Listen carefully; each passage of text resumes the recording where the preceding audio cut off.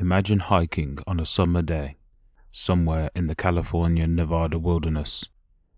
Everywhere is calm, serene, until a hiker stumbles across something that does not belong. A body, foreign, silent, nameless. For nearly 4 decades, she was nothing more than a ghost known as Sheep's Flat Jane Doe. But when her DNA met genealogy, her silence ended. Her name was Mary Edith Silvani, and her killer was a man already infamous for more. This is her story.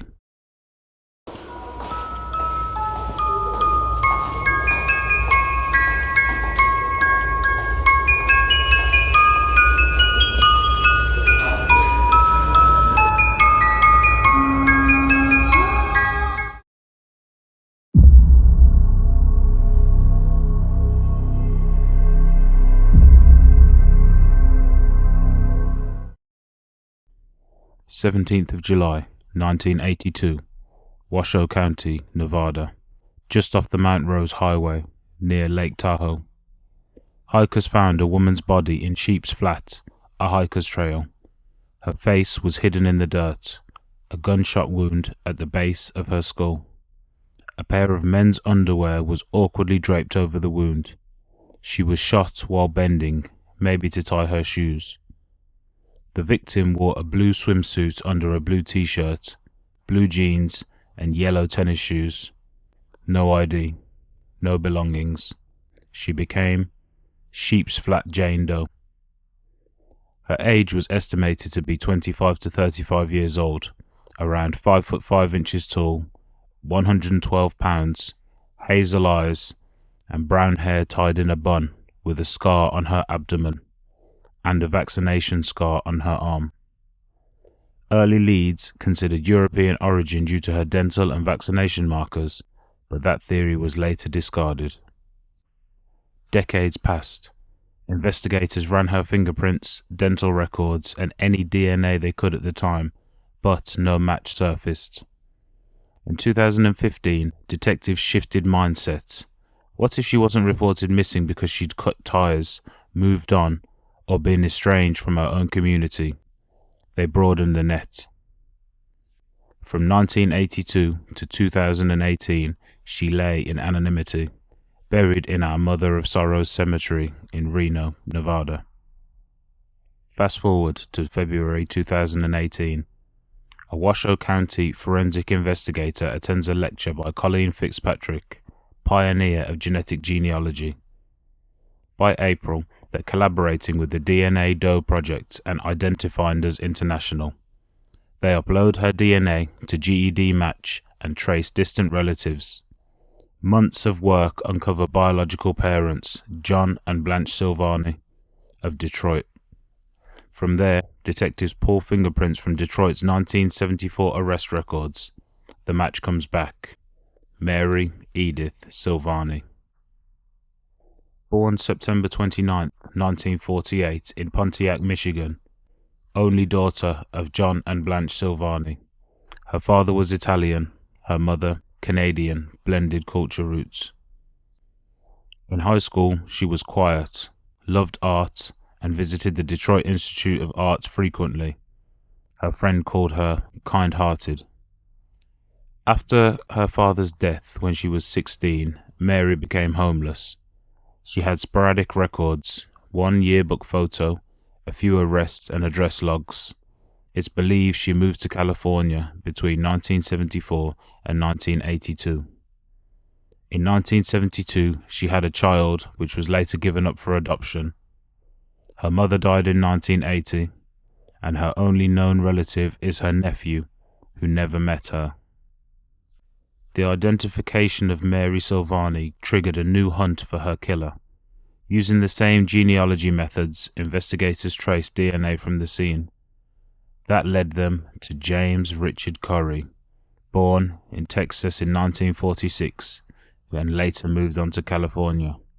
A violent criminal, he had a robbery conviction and then confessed to 3 murders in early 1983 in the Bay Area. Investigators were excited with the lead until they found out that in 1983, James Curry had ended his own life whilst in jail. His children voluntarily provided DNA, confirming the match. The case was closed. For the first time in history, both the victim and the perpetrator in a cold case were identified via genetic genealogy. Mary was shot whilst trying to tie her shoes, maybe at that hiking spot, thinking of a dip in the lake.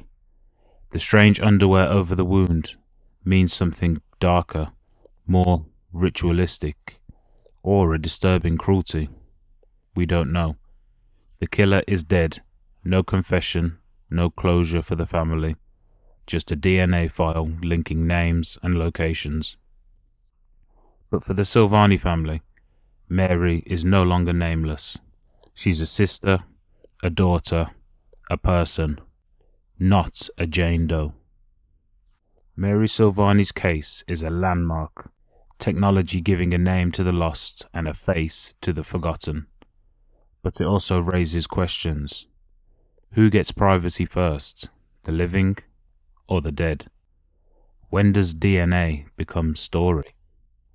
This case also reminds us, behind every unlabeled body or unknown victim is a story worth telling, because at the end of the day, every name matters. Rest in peace, Mary Silvani. In October of 1984, a 9-year-old girl in Queensville, Ontario, told her mother that she was going to the park to meet a friend. She never made it. For more than 2 months, her family clung to hope. But on a frigid December day, that hope was shattered when a farmer found her remains in a remote field. The murder shocked Canada, and what happened afterwards was even more disturbing. An innocent man spent years behind bars. The real killer walked free. And it would take 36 years, a new kind of DNA testing, and one final betrayal to bring the truth out.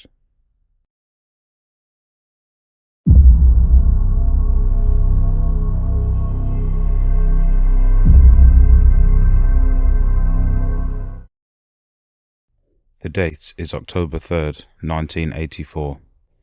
Queensville, Ontario. A quiet, small farming community, the kind of place where everyone knows everyone, and kids still ride their bikes until dark. Christine Jessop is 9 years old. She's bright, outgoing, and full of energy.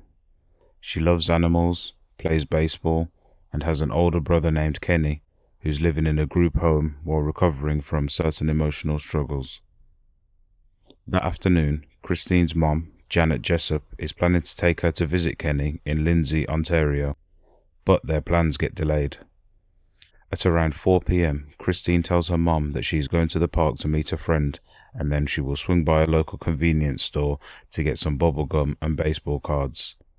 She hops on her bike, wearing a blue jacket, blue jeans, and sneakers.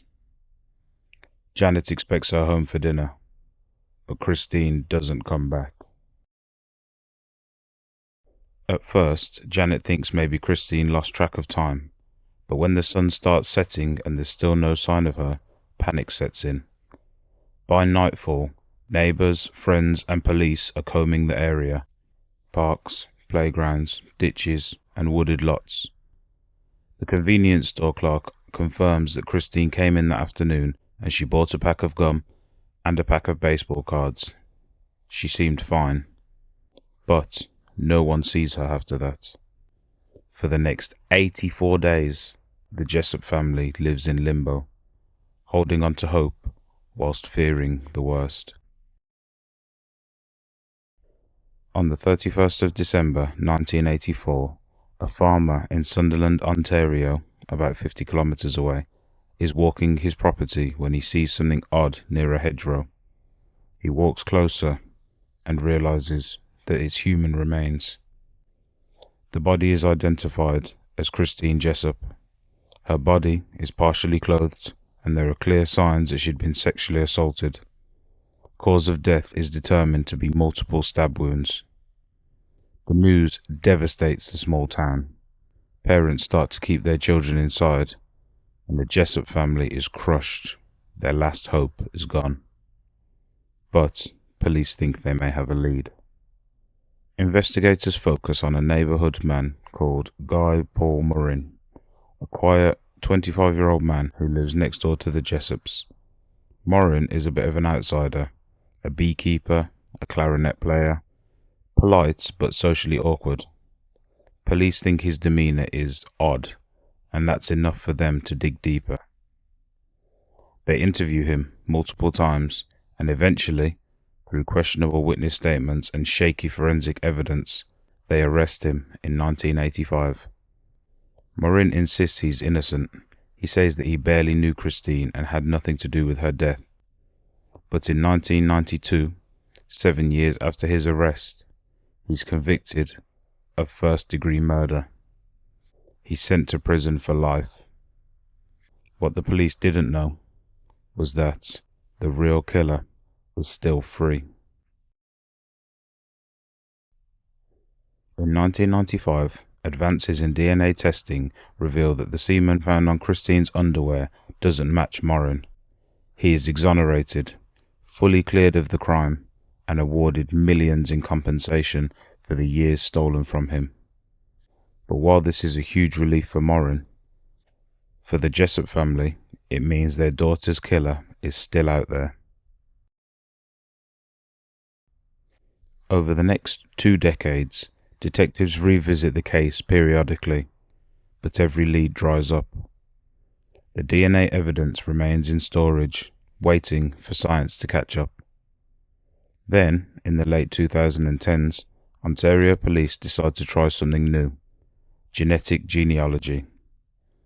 This technique, the same one used to catch the Golden State Killer, compares crime scene DNA to DNA profiles in public genealogy databases to identify relatives of the suspect. In 2019, they run Christine's case through the system. The results point to one family, and then to one man.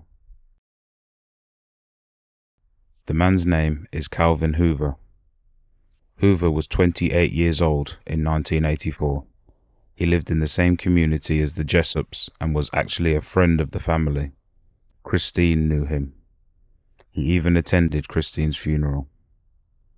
Hoover had never been on the police radar. He had no criminal record for violent offences. But the DNA is an exact match. There's just one problem. Calvin Hoover died in 2015 by suicide. In October 2020, police publicly announced that Hoover was the killer. For Christine's mother, Janet, it's a bittersweet closure. She finally knows who did it, but there will be no trial, no confession, no chance to ask why. For Guy Paul Morin, the news is vindication, though he's already lost a decade of his life to wrongful imprisonment.